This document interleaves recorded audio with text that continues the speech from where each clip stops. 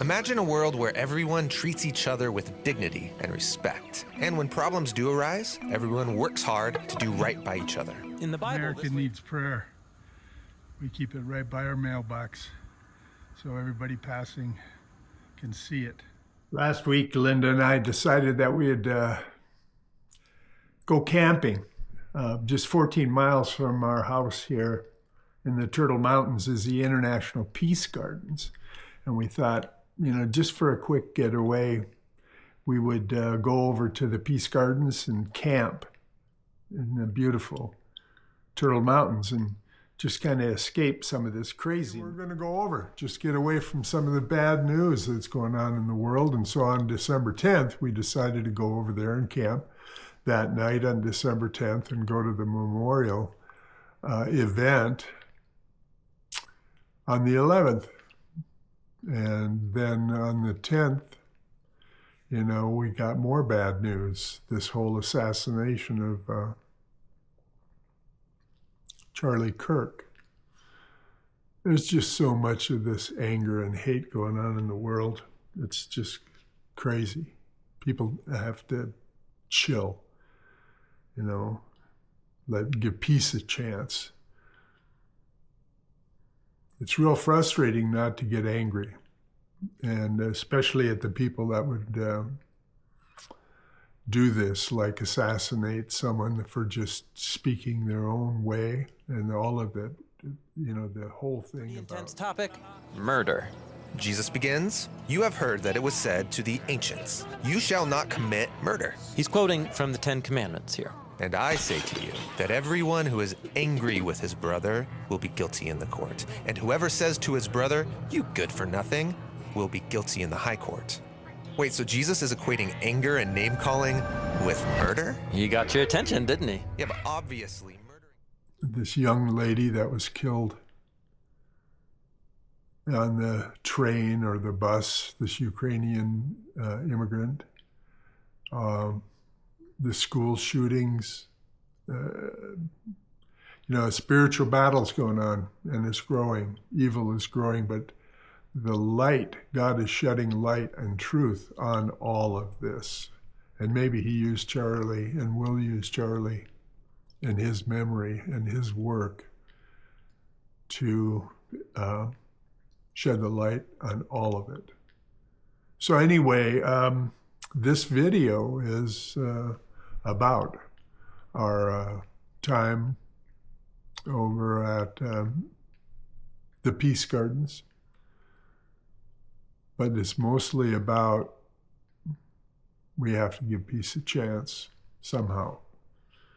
And even in Luke 6, you know, instead of hating the guy that killed Charlie or the hating all of these people, Luke 6:27, love your enemies. But I say to you who hear, love your enemies. Do good to those who hate you. Bless those who curse you, and pray for those who spitefully use you. Wow. Because I found myself in a lot of anger towards all of this. But we all have to just give peace a chance.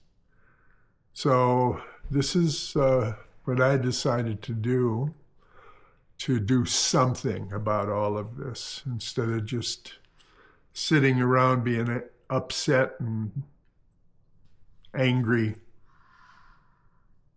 to maybe think about what would Jesus do and what did Charlie do. So it's a short video to follow. I've talked too much. Remember, love is the only thing that can overcome all this hate and division. Love one another. Amen.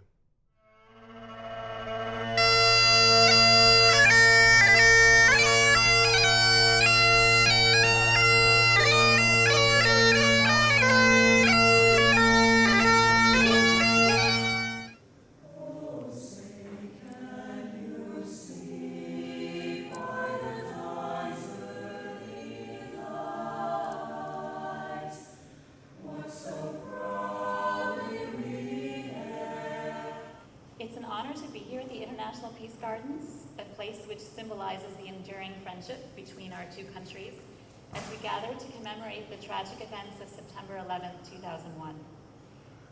September 11th was a terrible loss, but it was also a day that showed us who we can be when we are tested. And as neighbors, as Rebecca so eloquently put it, I think that we really showed what we can do when we come together. Thank each of you for being here today. Your presence shows that remembrance matters, that more than 2 decades later, we continue to gather and reflect in solidarity. The month of September is a challenging month in the fire service. We gather as locals, provincial, states, and nationally to remember those who have died in the line of duty. We are here to tell you about a young lady named Anne and how she kind of brought about where we work. We work at Annie's House Adaptive Recreation Program located at Botno Winter Park. It is just down the hill. Anne Nicole Nelson died.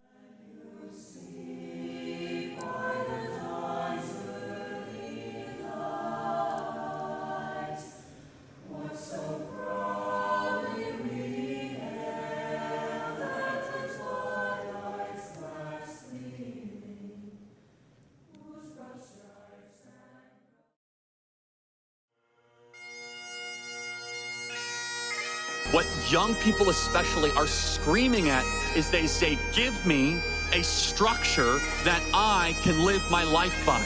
And especially with young men, more challenging of them, more saying, you know what, honestly, I'm not gonna talk down to you. Stop being a boy and become a man. You wanna learn what that means? Come to church and I'll tell you what it means to become a man. Because we have the greatest story ever told. What can I do to save the country? You answer that question every single day because you are doing the work to save this beautiful republic. You are doing something that is bigger than you. We're active in about 15 campuses, and we're growing very, very quickly. And keep in mind, this is not just a flash in the pan movement. We're going to become an institution to give them the power and the confidence to stand up and let their voice be heard. I started this organization when I was 18 years old. I decided not to go to college. I didn't get in my dream school, which was the United States Military Academy at West Point. I have this idea to galvanize and motivate the future youth of this country around a core set of ideas, not just political parties or politicians. And the ideas are really America's the greatest country in the history of the world. The Constitution is the greatest political document ever written, and free enterprise is the most assured way to lift people out of poverty and create prosperity for all. Those are the 3 big ideas. And I think that's something that can win.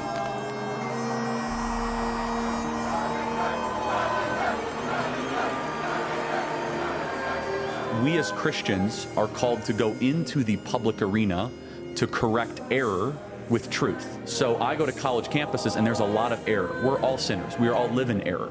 I'm far more interested in what God wants of me than what I want from God. If everything completely goes away, how do you want to be remembered? I want to be remembered for courage for my faith. That would be the most important thing. Most important thing is my faith in my life.